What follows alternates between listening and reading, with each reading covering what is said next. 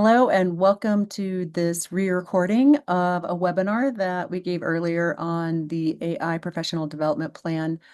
I'm Christina Quinn, I'm the Director of CSU Rights, and this was a session for faculty, researchers, graduate students kind of across the career span, looking at how we can get oriented in our various disciplines and ways to how it is that we're using AI, particularly for our writing, and then thinking about what it is that we might need to put in place for development, future development.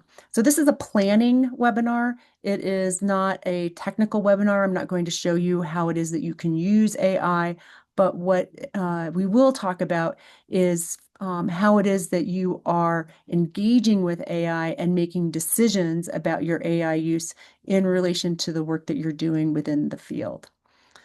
Just a little bit about CSU Rates. We're celebrating our 10-year anniversary. We're so excited. And we have special events coming up this year. So watch for those through fall and spring semester. But some of those that are coming up in this fall are the Sprint and Write or the 4-hour article drafting workshops. And so those have an introductory session. And then there are basically speed writing sessions. There's sprinting sessions where we write for 25 minutes on, and then we take a break for 5 minutes, and then we write again. They're intensive and we need to be prepared for writing.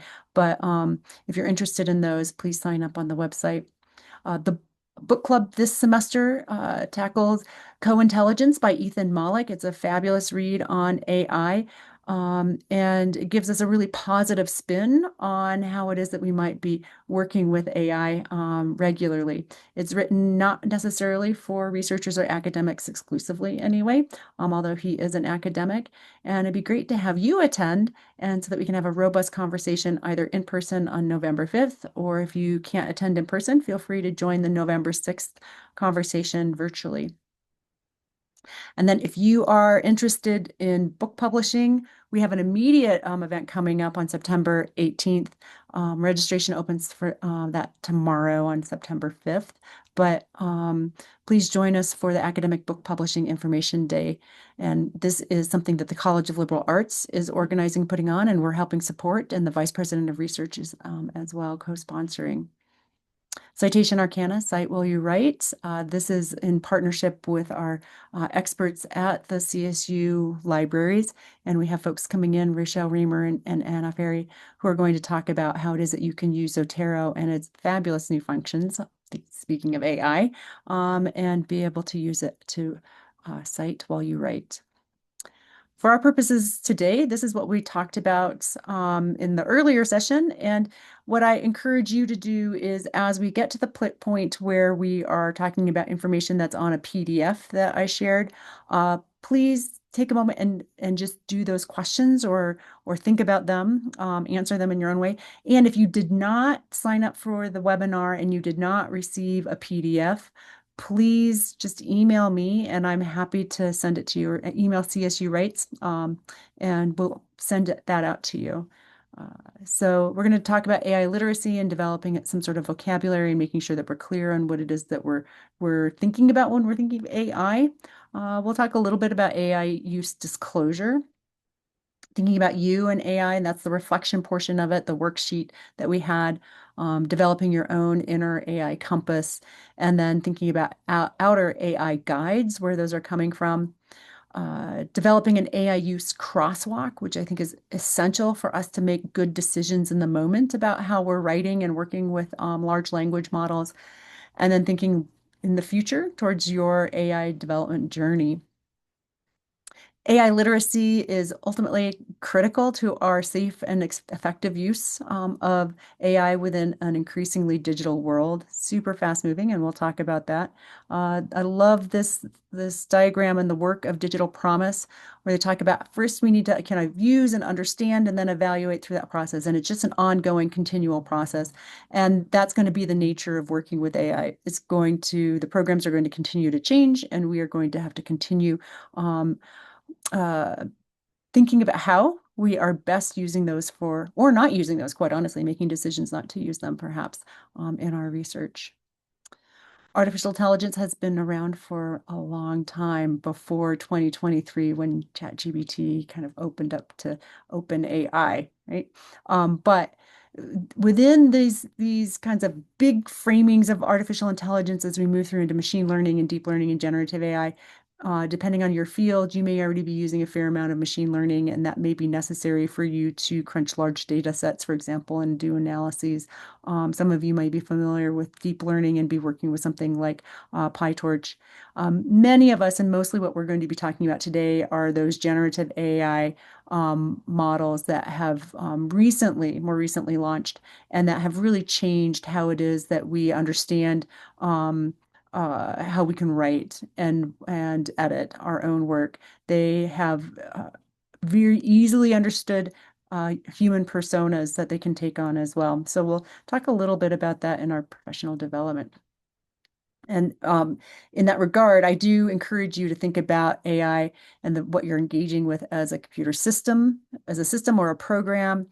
We use the word tool occasionally, and that crops up in some of the handouts and information. But if we can, I mean, thinking about it as something that is not human, and and we'll look at Ethan Mollick's model of personifying and kind of making friends with AI. That's part of what he suggests would be helpful if we are AI averse. And I'm just going to say that as we have more and more studies that come out about AI psychosis and how it is that many folks are having unhealthy relationships with machines that they place onto them human interactions and desires, it's probably best if we think about them as systems and maybe not as collaborators, right? They can't be co-authors. They may not be coaches even or good tutors for us at the level that we're talking about with becoming experts or expert performance in research fields. And ultimately, these definitions that come to us from NASA, I pulled on them because they are clear in describing all of the aspects or elements of AI as artificial systems that they perform tasks, right? That with various levels of human oversight or independence, right? That it's a system that seems like it has human-like perception, but it's not human perception, right? Cognition, planning, learning. That it's designed oftentimes to act like a human, that it can approximate a cognitive task, and that they're designed oftentimes to act rationally. Now, whether they do or not, and we can think about like the outputs that we get. Um, and we can also think about the outputs that we get from humans, right? We can all be mistaken and act irrationally, but these are artificial systems that have a structure to them. I think when we move from software programs with algorithms that are kind of structured and kind of containable, AI seems to be, operating differently on a token system, and that predictive system can mimic human kind of creativity. And yet, that's where we have to watch how it is that we're thinking about it and talking about it. So that's just like a first little bit of conversation and thinking about AI literacy and us considering the very term and how it is that we're talking about AI. Ultimately, I think that building AI literacy is like any vocabulary, it takes time. For you, it's important in your development and thinking about your professional development with AI, what literacy level you have, how much you desire to acquire, and also thinking about what literacy affords you. And literacy affords you the ability to critically evaluate the AI systems that you're engaging with, the outputs and the implications of its use, to be able to connect and collaborate with others effectively about what it is that you're doing with AI or decisions that you're making, to be able to understand the societal as well as the environmental impacts of AI use, and then to be able to think about how you're going to be using it responsibly and ethically, even when there's not someone there telling you, no, don't do that. Maybe there's a sense for you and understanding and learning about AI a bit more that you're like, this is an area that I'm uncomfortable, and you can draw that line for yourself. Ethical use we're in the area of research, and when we're talking about research writing, whether that be writing manuscripts for publication, articles or theses or dissertations for submission for graduation and kind of accreditation and certification of your degree program, or if it's a proposal for funding, all of those require AI disclosures in various ways. So we'll talk about that in relation to your professional development planning as well, to keep that in mind. I think if you're not already disclosing if you're uncertain about how to disclose, um, many publications and funding agencies have in place structures for you to disclose, portals perhaps, and where you can disclose. But you can also use disclosure statements, and I really like Kari Weaver's Artificial Intelligence Disclosure Framework. You can find it posted. It's online. There's a PDF of it, but you can also find it through the Colorado State University Library's AI literacy pages. And Kari has this breakdown of how it is that you might need to either cite or disclose your AI use. And she gives you a quick little statement that is just super, tidy. It's what did you use? And then the description and use of how it is that you used it in your work. It's pretty simple, but that means that you have to know what you're using and why you're using it and where you're using it.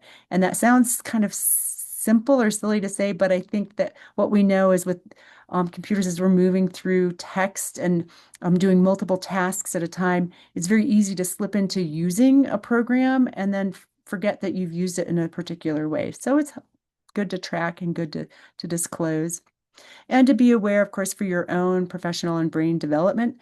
Um, I think this study is one of the more popular ones now and current about AI use and ChatGPT, right, in particular, and how using it for a writing task affects your brain development and what that cognitive debt is.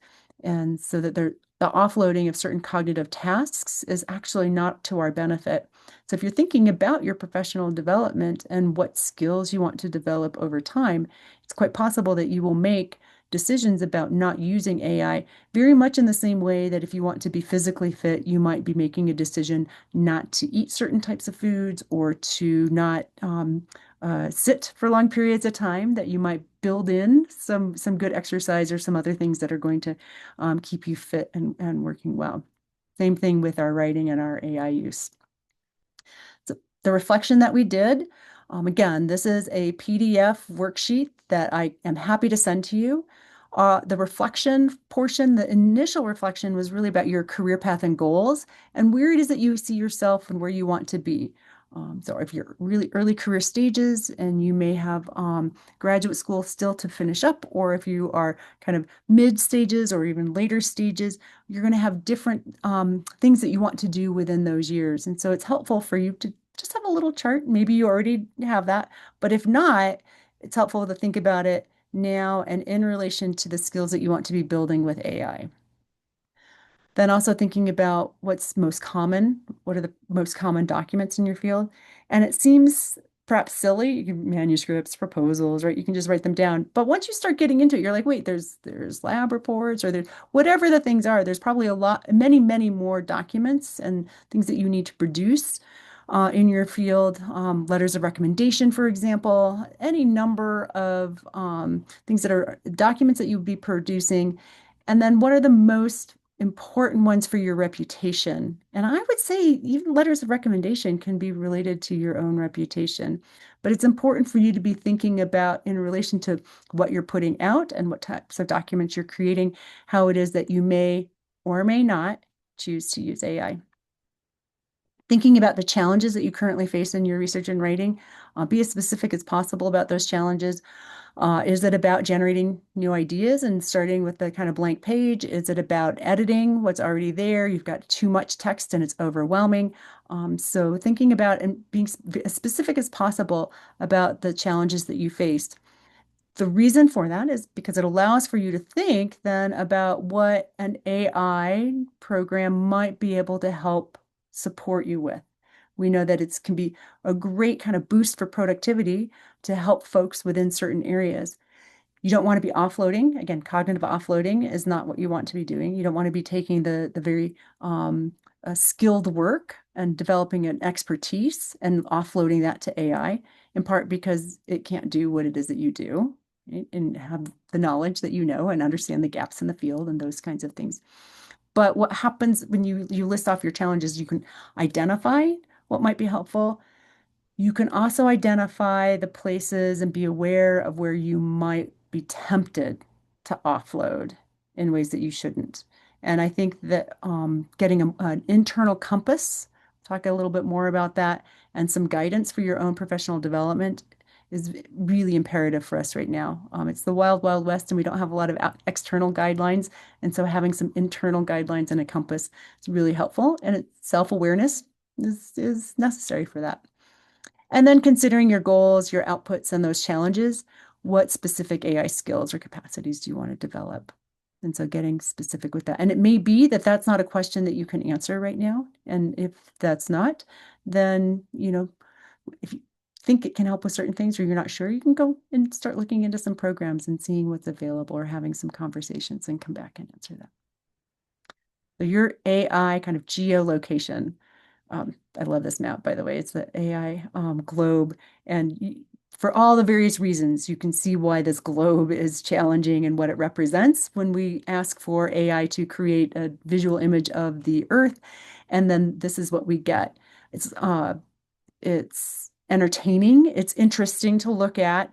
It is also, if we're looking at accuracy and precision, it's a lot of gobbledygook, right? And so that's one of the challenges that we face with AI.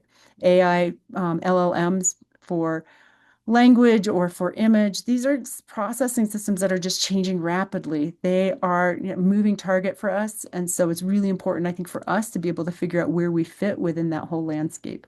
So developing our own inner compass, this is my recommendation for AI professional development right now, is for you to kind of look at the external places where you have guidance within your field and within your institution, and of course for your publications and for your outputs. And that's how you're going to arrange your relationship to AI and make some decisions. So you've got research institutions. So think about CSU. We've got some guidance from the university. We've got interim guidelines for operations and AI use, and we'll talk about that. We have some guidance from CSU libraries. We have conversation and some guidance through TILT and also for academic integrity support and AI use. CSU Rates and events like this and guides, we have some of those.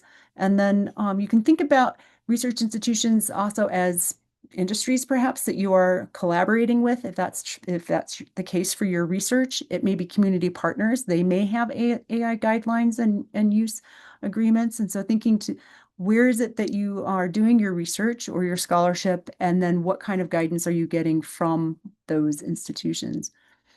If you are looking to apply for funds or you have funds, look to your funding agencies also for their guidelines. The National Institutes of Health, for example, just released new guidelines in July of 2025 to go into effect, I think, in this September. And they are limiting the number of proposals that PIs can put forward. They're also stating that no proposal can be generated entirely by AI, nor will they accept any proposals that have significant sections that have been developed by AI. So thinking it's really important for you to go and look to your funding agency and see what their guidelines are at the outset before you start creating your proposals or working towards asking for funds there. I'm going to go down to the left-hand corner and you're thinking about the professional associations. Those professional associations that you belong to, APA perhaps, or MLA, or in this case, the National Academies of Sciences or National Science and Technology Council. There's any number of organizations that you are in your field associated with, and they likely have some sort of guidance, AI guidance. National Academies of Science right now has a code of conduct that is significant. It's super, super helpful if you are, let's say, in biomedical sciences or medical research. So take a look at your professional associations and see what guidelines do they have to help support the research that you're doing. Say that all of these groups here, research institutions, funding agencies, and professional associations, are all, on the one hand, kind of push me, pull you, really excited about AI and the possibilities for research innovation and productivity. They are also highly cautious and putting on some brakes in the same way that publishers did quickly, right? To say maybe we should look at how it is that we're using and take care with what it is that we're putting out there with particularly with LLM AI use. Next, the publishers. If you are writing an article for publication, if you are writing a thesis or dissertation where portions of it will be going out for publication, check with those publishers and look to see what their guidance is. Some of them will have really detailed, structured, having to insert how it is that you've used AI within your methods and part of your as you're citing it within your paper itself. You may have a separate form that you need to fill out. You may just have to do an acknowledgement. Some of them will recommend that you use artificial intelligence only for editing purposes, that it's for a review, but that ultimately what you're submitting has a human review, a final human review from you before you submit. So look to your publishers as well. That compass that you're developing is the way that you, and it's going to continue to evolve, but you want to make sure that you are just grounded in developing your own principles and ideas for how it is that you're going to engage with AI in your research. And then it helps you select those systems that are best to support you. I mentioned institutions, and here at CSU, we have some interim guidelines for the use of artificial intelligence in university operations that talks about the values that we hold and then the ethical use of AI that corresponds with that. I'm not going to go through all of these in detail, but I will bring up some with security and privacy and then human interaction. But notice the values of beneficence, right? Do no harm, we're doing good for humanity. Equity and fairness, making sure that we're using the AI in those for those purposes. Being transparent and documenting how we're using it. Making sure that we're upholding security and privacy at the university. We can use it in training and education. And how is it that we've got some guidelines there? Human interaction, thinking about how it is that we're engaging with it. And then reliability and accuracy. And that reliability and accuracy is super important if you think about the research and scholarship that we do and what we put out there so let's talk a little bit about who these guidelines are written for.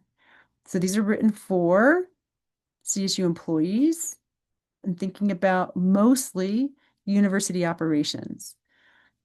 We're going to stretch them a little bit and we're going to use them and think about who we are as researchers and writers. And I'm going to go to the security and privacy reminders because these are helpful. Again, the security and privacy, we want to make sure that that's a value that we uphold. And then here they show, talk a little bit about the security and privacy risks, right? But that AI should be undertaken in controlled environments, right, in a way that does not feed CSU data and information back to a central tool for training purposes unless otherwise approved by the Chief Information Security Officer or their designee. So you want to make sure you're careful with what it is that you're putting into an AI system. And then also thinking about what AI systems you're selecting from and making sure that you're using a system that is within the guidelines and approved by CSU. Currently, we have as an LLM that's attached to our Office 365 Copilot.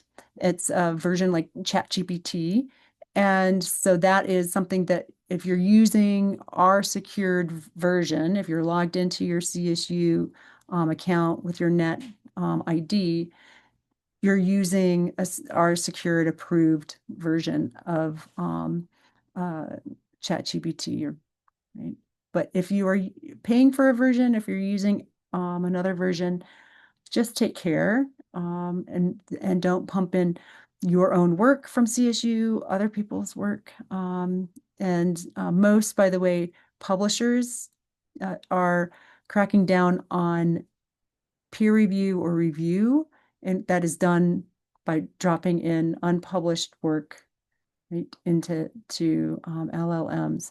So just take care if you're doing reviews that you're the human person from beginning to end on those.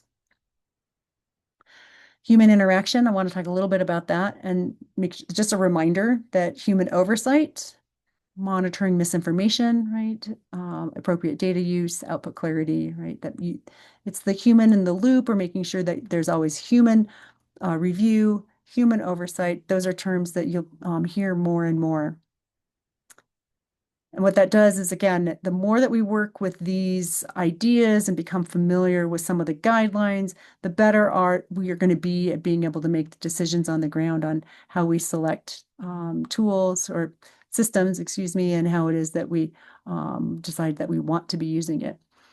What can also help, and this is part of the professional development, is putting down some AI principles for yourself. I have a model from Ethan Mollick, and I have then a model from me, and then an option for you. So developing that set of AI principles can give you a framework for decision-making, behavior, and engagement, and just follow the rules. And those are the ones of your research community, right? Your university, your publishers, your funders, right? And, thinking about your agents or your associations. So Ethan Mollick's Co-Intelligence Living and Working with AI. I found his development of principles really compelling. I don't agree with all of them, by the way, and I'll talk about what I do and don't agree with and my own principles. Ethan Mollick is a Wharton School professor. He works with students in a business capacity. He's teaching them how to use AI and training them for business purposes. And for him, that you don't want to have a lot of reticence or fears about AI. He says it's always important to invite AI to the table, meaning that you're inviting it in so that you can work with it, you can see what its strengths are, and you can see what its limitations are. His second principle, be the human in the loop, right? Thinking about that human interaction, that human oversight, that human review. You always want to be that kind of and know where you are. Again, having a compass, being the human in the loop with the machine.